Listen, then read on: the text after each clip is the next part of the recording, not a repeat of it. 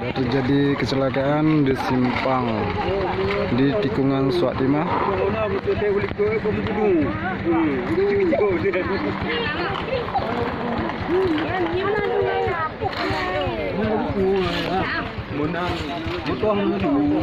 Ini rombongan tinju, ya tinju ada. Hancur dah.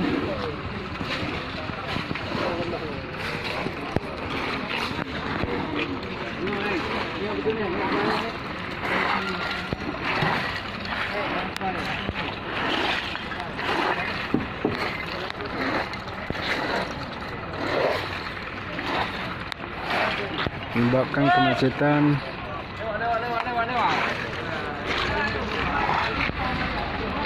Tidak ada korban jiwa di sini.